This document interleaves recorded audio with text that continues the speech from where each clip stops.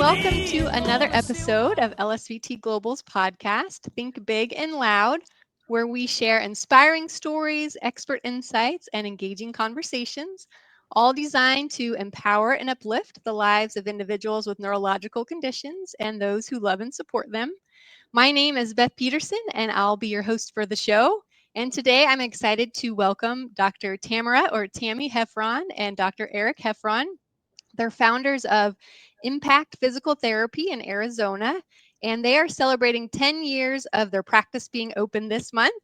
And over the past decade, they've built a clinic, and I think it's now clinics, known for personalized hands-on treatment and innovative therapies that really empower patients, including those with Parkinson's, to really reclaim active, healthy lives.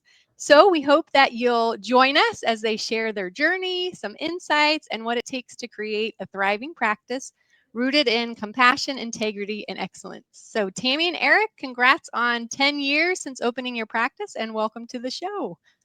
Thank you. Thanks for having us. Yeah, thanks, Beth. We're excited to be here.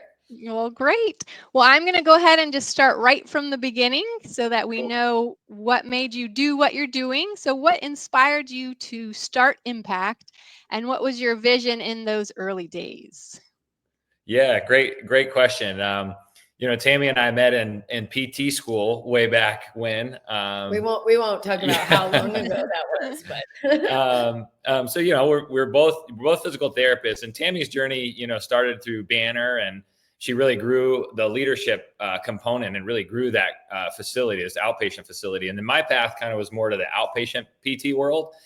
And I remember it was fall of 2014, and just coming home, and I was in a very busy type clinic and seeing a lot of patients. So I remember I came home, and our daughter at this point is 1 year old, and our son is 3 years old. And, the grandparents are helping out a lot, and she's working. I'm seeing a bunch of patients in the outpatient world. And I remember coming home and I was like, Tam, man, I saw like 28 patients or something wild today. 36. Wow. 36. And I was like, I can't even remember like half the people that I helped today. And I got a document on all these people. And, that kind of feeling it was growing, but I remember that specific day, and I laid back on the bed. I'm watching the ceiling fan. I'm in my like polo, and my shoes are still on. And I'm like, I don't know if I could do this. Like, it's a grind, and there's got to be a better way to this. And Tammy's always been more of the risk taker. She's like, let's do it. Let's do our own thing. Let's start it. I was like, oh, really? Like, our kids are young, and I think, not? Right? Why not just take it all on? So sure, we gave our parents and our kids' grandparents, a heart attack by thinking, hey, you guys are gonna, I'm gonna quit your stable job, right? Yeah.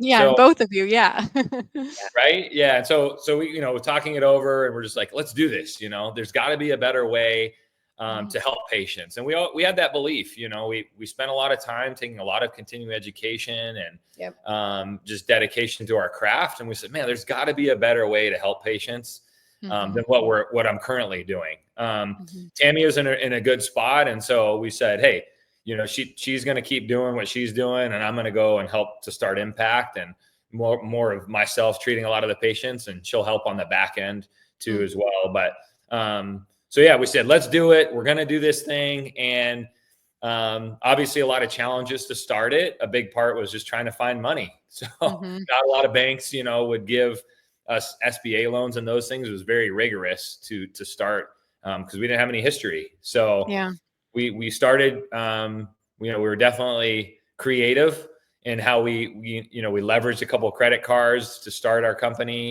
And I took one out when I was 18 in college. And so I had this credit card that I'd had for a long time. And well, why don't we just loan ourselves the money? And so we did. So, and, we started out predominantly, really all of a out of network. So really a cash-based model. But as we went along, we were cruising in that model, and then COVID happened. So, we kind of switched up things a little bit. And as our vision changed too, we changed a little bit of where we wanted to be, right? We didn't really want to just be sole providers. We wanted a team.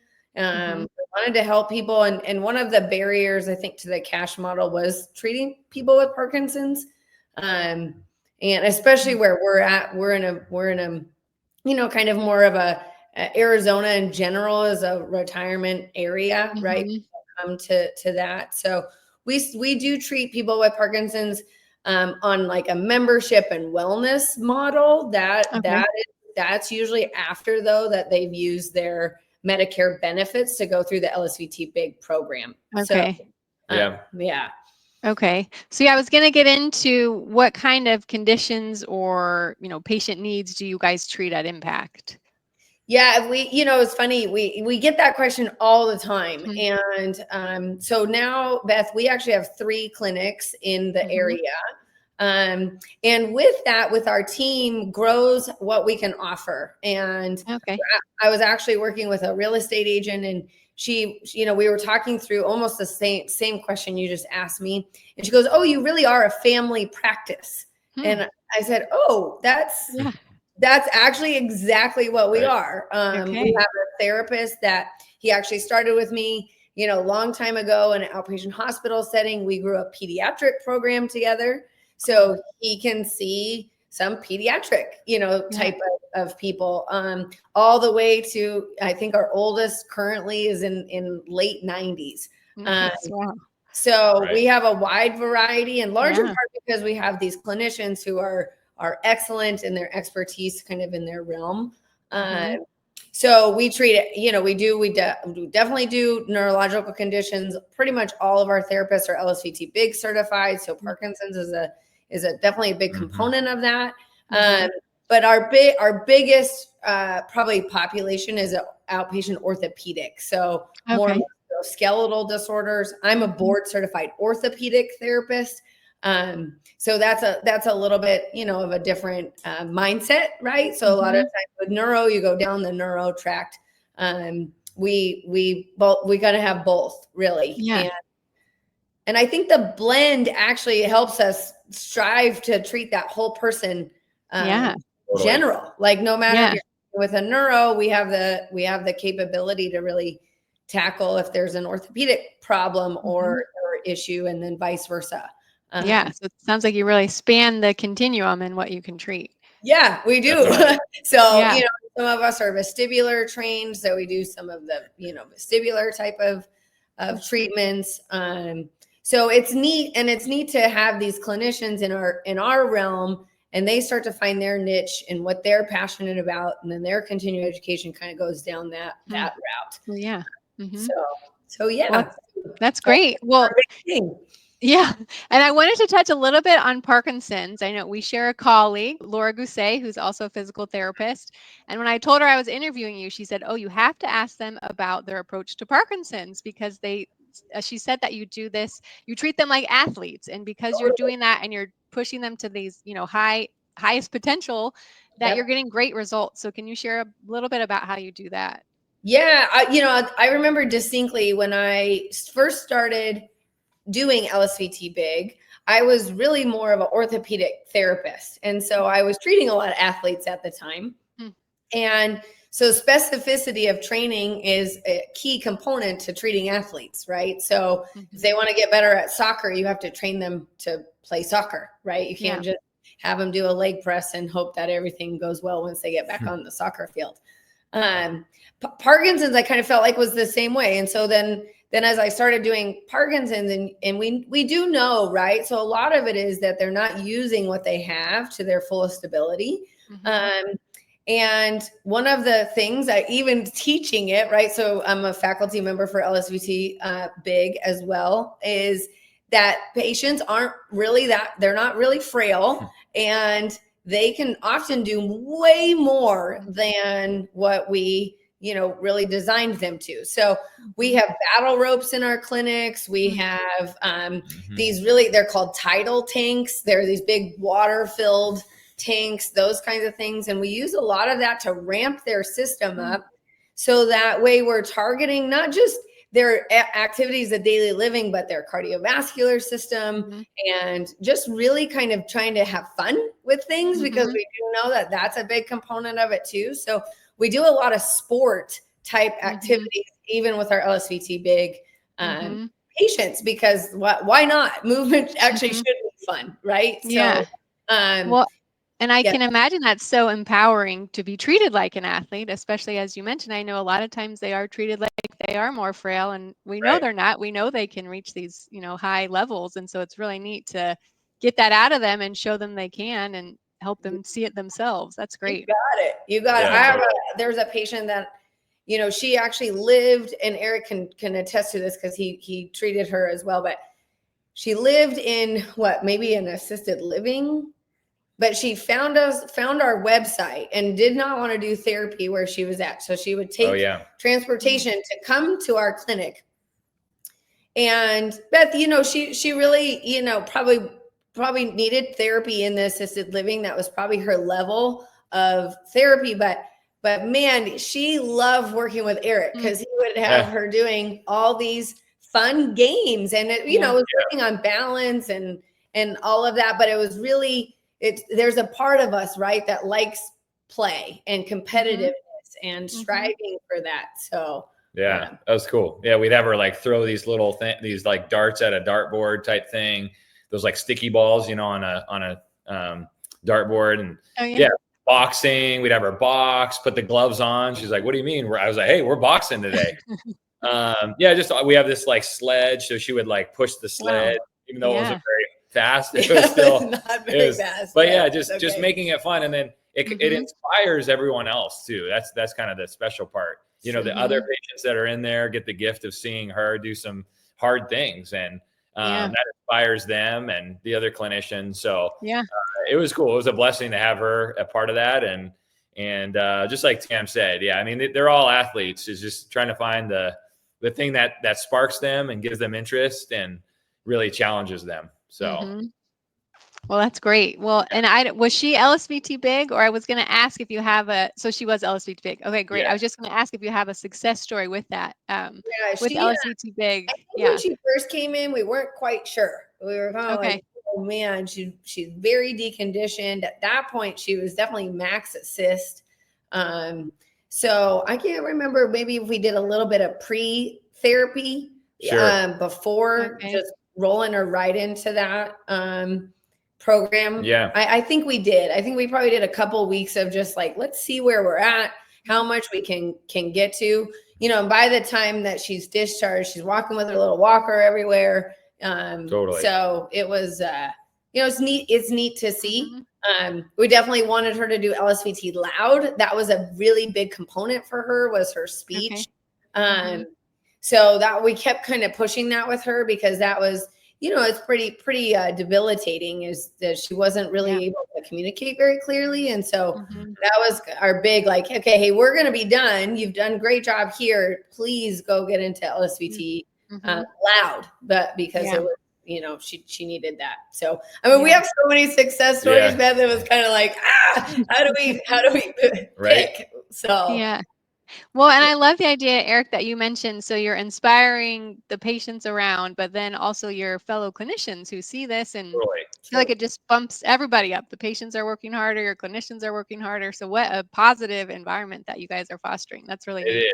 It is. It's cool. I mean, when patients walk in, even if I'm not their therapist, I say hi, and the other therapists say hi to the other patients that they're not even treating. We get to know their name, and kind of like Cheers, everybody knows your name, I guess. So but that's the model we wanted to really build. It's one-on-one for an hour with a PT, and when you get to really build those relationships, you get to know people well. So we know a lot of the names. I know a lot of the patients that come in that aren't even my people. So it's like a big family. It is. Yeah. That's great.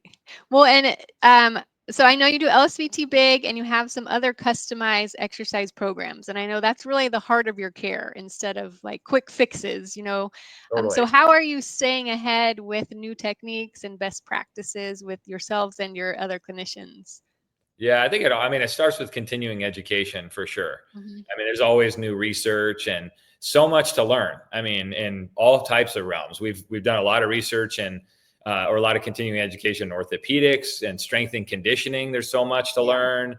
Fascial work. We've done a lot of stuff with myofascial things and hands-on techniques and mobilization with movement. We can go on, but it really starts with continuing education, really trying to set the standard of care.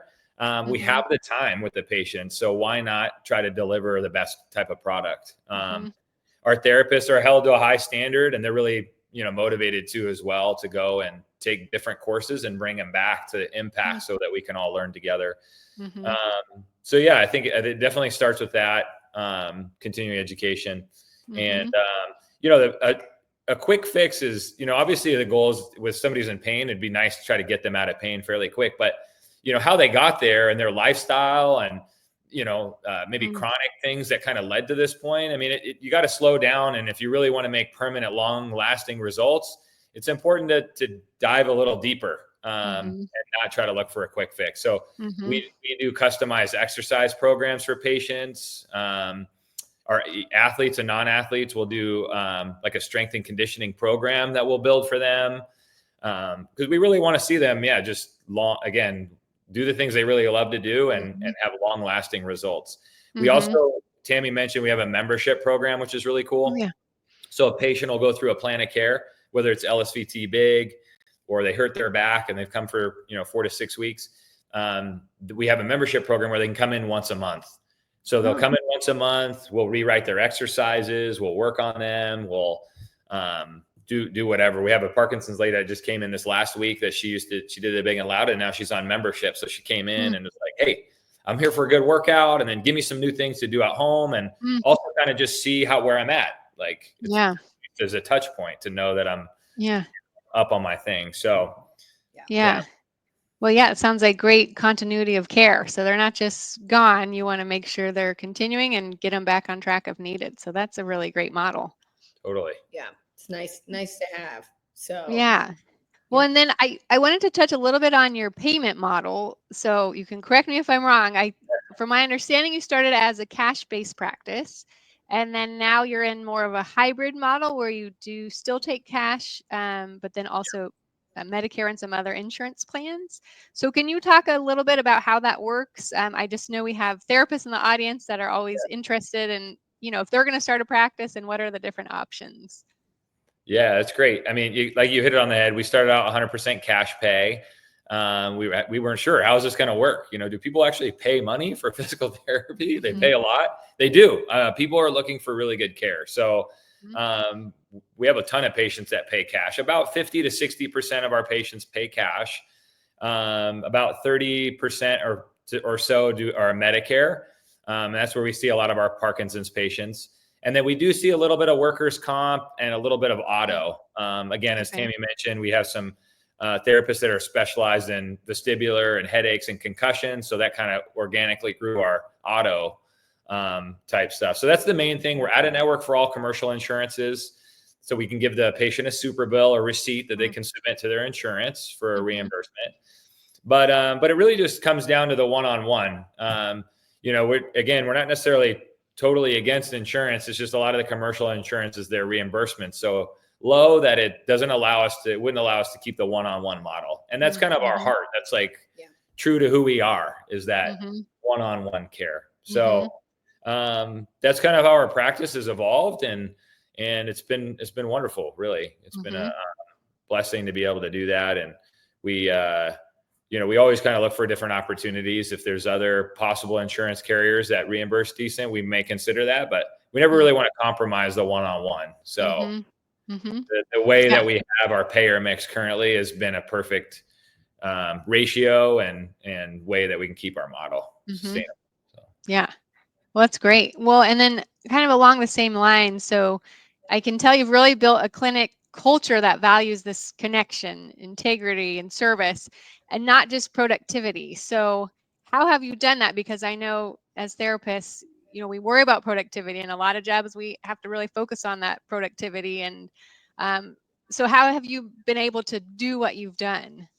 Yeah, that's always a challenge. I'm just going to be honest, right? Because you know, to protect the model, it does take effort, and it takes effort on the team members and leadership and everyone collaborating together, and almost like the dentist model of, I don't know if you've ever missed a dentist appointment and how many reminders you get to like to make that appointment. So we are like that. So we are very active in trying to fill the schedule continually, large in part because we do know like there's going to be cancels and things are going to come up for people. And so as much as we can, we're trying to maximize filling that schedule, just because innately there's always going to be some holes and gaps in that. We ask of our clinical staff to be contributors, meaning we want someone who's in it that's going to help be a brand ambassador, gonna go help be visible in the community for us. We have great partnerships with a lot of the boutique fitnesses around. So like Orange Theory and F45 and Pure Barre. And so when maybe someone's, schedule isn't really as robust as we'd like it to be, oftentimes they're out in the community offering injury screenings, free cupping, those kinds of things to help just grow our brand recognition and visibility, and give back to our community at the same time. So, so the therapists do have a productivity number. They know it, they know what their number is. But it's a very collaborative kind of like, let's get to this number together. We know whenever we bring someone on new, it's going to take a while to get that ramp up. But once you're established, 6 to 9 months in, now you have people that are coming back. We talked about that family practice model where it's like, no, I'm only coming to you guys for my healthcare needs, my musculoskeletal, maybe I'm having some vestibular issues, maybe I fell, and, so just all those kinds of things that way. So, but yeah, I think the most successful people are ones that are just really adaptable, and that's one of our core values is adaptability.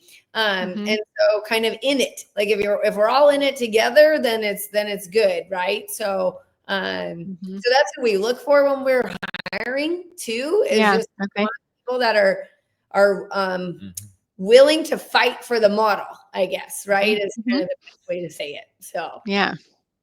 Well, it's great. It sounds like you've built an amazing culture with, your fellow therapists and the patient. So a really wonderful approach. Yeah. Amazing team right now. Definitely. And our team's awesome. They're flourishing. It's fun to walk into all the clinics. Totally. One thing we do too, Beth, which is cool, is once a quarter we have a learning day. And so we close the clinic down for a half a day, and the whole team comes into one location. And we spend about 4 or 5 hours together as a team. We do team bonding exercises. Sometimes we bring in people from the outside to teach us something. And then the clinical staff and admin staff split off about halfway through. And the clinical staff, we go through a bunch of different con ed and techniques and hands-on stuff. And so definitely a culture of learning. As Tam mentioned, productivity is important to keep us going and alive. Yeah. But we definitely set a time aside every quarter to really invest in the team and our skills too as well. So I think our staff really loves that. Yeah, I'm sure. Well, and then over the 10 years that you've been in practice here, what would you say is the biggest leadership lesson that you've learned? We were kind of like, oh gosh, one lesson, there's like, or you can share multiple. That is a daily lesson, right? Yeah. I mean, it's like over and over again. And I think, one of the biggest things is maybe sometimes when you feel stagnant or stuck, or maybe things aren't just matching up, is to reinvest in yourself, right? So go take a leadership course or listen. There's, millions of leadership books out there, audio books, podcasts, those kinds of things. So I do think that's, almost that personal accountability of being a leader is having to grow constantly. Right. And so I do think that's it's not maybe one lesson, but it's kind of this global thing of like, if you just like a skill, right? It's a skill. Leadership is a skill. And so choosing to invest in that, just like you would any other skill, is highly important, not only for your effectiveness, but for your happiness and your desire to do it. And, you know, leadership is a long game, right? So a lot of times it's not those quick rewards. It's a long game of things. And so doing things to keep yourself invigorated and motivated that way. I would say that's kind of my charge and to everyone else, right? Is constant learning that way. Yeah. Well, and as you're speaking, I just keep thinking about like it starts at the top, and just from talking to you guys for 25 minutes, it seems like you're really starting from the top, showing how you want your clinic to be and how you want the therapists to act and be and enjoy their work and enjoy, you know, keep learning. And so I can tell that you're doing that. So it would naturally, you know, spread into the rest of your clinic too. So I think that's you keep learning. I think that's a great lesson, and love that. one you can tell you pass down. Yeah. Right. Good. Well, thank you. Well, and this kind of goes hand in hand. So maybe it gives you an opportunity to share another one. But do you have any advice for other, you know, healthcare entrepreneurs who want to build a mission-driven practice like you? Yeah, that's great. I mean, it starts, you hit it on the head. It starts at the top. So it starts with the leaders of the company. And sometimes it's one or multiple, but it starts with them. And so it started with us, and it's really about the core values. A lot of times people think core values, they're back in some break room or in some handbook that no one ever looks at, and you just sign something acknowledging that you know them. But they're really instilled in who we are, and they're kind of our spirit of our business. So at Impact, it's integrity, memorable experience, adaptability, passion, community, and teamwork. So we know those, but we talk about them at our learning days, and we hire by those. You know, it's really important to bring on really good people that embody those core values. We've hired people that maybe, you know, didn't align with us at times. And we have an amazing team of people that have, you know, the core values that are instilled in them. So I would say that's a big one. You know, have a practice that you're driving is based on your core values, and really instill those, and it'll be kind of your guiding light. So yeah, that's great. Yeah. Well, I like that idea of you're actually showing them. It's not just on a sign. I know that feeling, right? Where you're in an office and you see, you know, rules or whatever, but if you're showing them day to day, you're talking about them, then that really, instills it. That's great. Yeah. Well, so I know you've been doing this for 10 years now. And so what excites you most about, you know, the next decade and beyond for Impact? I think the growth. You know, we've grown now to 3 clinics, and our BHAG, our big, hairy, audacious goal is to have 10 clinics through the valley. Wow. And so it's big and hairy and audacious. So we set it high, but that excites us. Growth, you know, growing in locations and growing great people. We know there's so many other great people that are going to join our team one day, and we're excited to bring them on. And so I think the growth is exciting. You know, it doesn't always feel great to be stagnant for a long period of time. So, you know, growth is what I think supercharges us.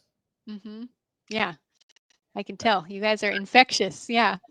Well, and what's a takeaway that you hope? So in our audience, we probably have therapists and patients. So for the people listening, what's something you hope they'll remember from our conversation today?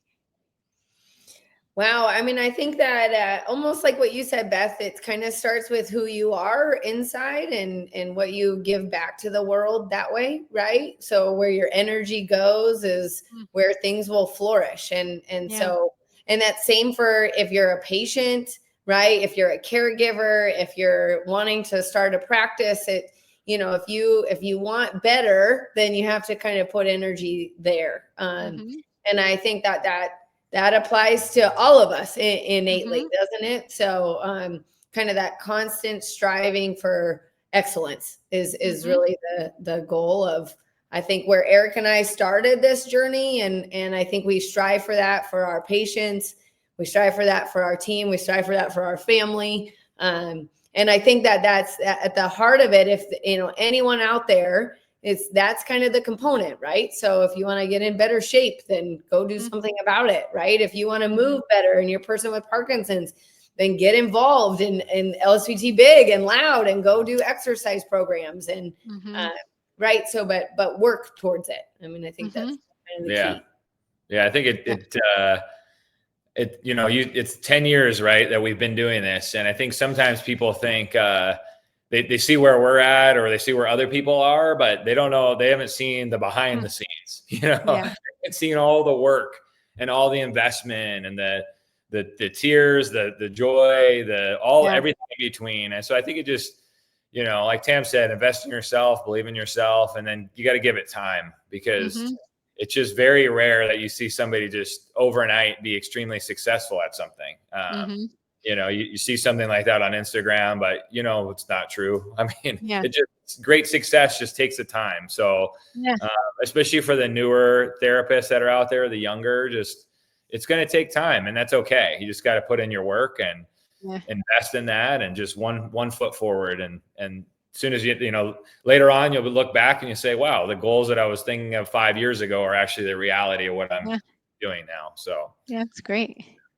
Well, and I don't mean to put like words in your mouth, but what I'm hearing from you is you really are embodying that, like, enjoy the journey. Because I know you have goals and you want to get somewhere, but it really seems like along the way you've embraced whatever it is and just work with that. And I love that idea of striving for excellence every day, just trying to get better, whatever it might be, therapist, patient. But I think that's some great words of wisdom here. Thanks. Good. Yeah. All right. Well, I'm going to wrap up unless you had anything else you want to share about your clinic. Nope, that was great. No, thank you. This is awesome. Okay, well, good. Well, thanks again. I'm just going to go over some closing notes for our audience today. So again, a big thank you to you, Dr. Tamara Hefferon and Dr. Eric Hefferon, for sharing your time, your energy, your wisdom about Impact PT. In the show notes below the podcast description, I'll include a link to your website and then your social media link so people can see what you're all about, get in touch with you. I also wanted to shout out for our theme song that you'll hear at the beginning and end of our podcast. That's Think Loud for Parkinson's by Kindred Spirit and Leo Sayer. And that's a song and video inspired by LSVT Loud speech treatment, developed to raise awareness for Parkinson's worldwide. It's available for download and streaming on all our major music platforms, and proceeds benefit the UK charity Cure Parkinson's. And I'll also include a link to that video as well. I also want to thank our production team, so CS Design Studios. They do all the behind the scenes work to help make the podcast possible. And if you're interested in learning more about LSVT Loud speech therapy or LSVT Big physical or occupational therapy, or you want to locate therapists in your area, you can visit our website at lsvtglobal.com, and I'll link that as well. And then we also encourage you to click below to subscribe wherever you get your podcast so you never miss an episode. And we look forward to thinking big and loud with you again next time. So thanks again, Tammy and Eric. It's been a pleasure. Thank you. Thank you. Thanks, Beth. Enjoy the journey, because I know you have goals and you want to get somewhere, but it really seems like along the way you've embraced whatever it is and just work with that. And I love that idea of striving for excellence every day, just trying to get better, whatever it might be, therapist, patient. But I think that's some great words of wisdom here. Thanks. Good. Yeah. All right. Well, I'm going to wrap up unless you had anything else you want to share about your clinic. Nope, that was great. Thank you. This is awesome. Okay, well, good. Well, thanks again. I'm just going to go over some closing notes for our audience today. So again, a big thank you to you, Dr. Tamara Hefferon and Dr. Eric Hefferon, for sharing your time, your energy, your wisdom about Impact PT. In the show notes below the podcast description, I'll include a link to your website and then your social media link so people can see what you're all about, get in touch with you. I also wanted to shout out for our theme song that you'll hear at the beginning and end of our podcast. That's Think Loud for Parkinson's by Kindred Spirit and Leo Sayer. And that's a song and video inspired by LSVT Loud speech treatment, developed to raise awareness for Parkinson's worldwide. It's available for download and streaming on all our major music platforms, and proceeds benefit the UK charity Cure Parkinson. And I'll also include a link to that video as well. I also want to thank our production team, so CS Design Studios. They do all the behind the scenes work to help make the podcast possible. And if you're interested in learning more about LSVT Loud speech therapy or LSVT Big physical or occupational therapy, or you want to locate therapists in your area, you can visit our website at lsvtglobal.com, and I'll link that as well. And then we also encourage you to click below to subscribe wherever you get your podcast so you never miss an episode. And we look forward to thinking big and loud with you again next time. So thanks again, Tammy and Eric. It's been a pleasure. Thank you. Thank you. Thanks, Beth.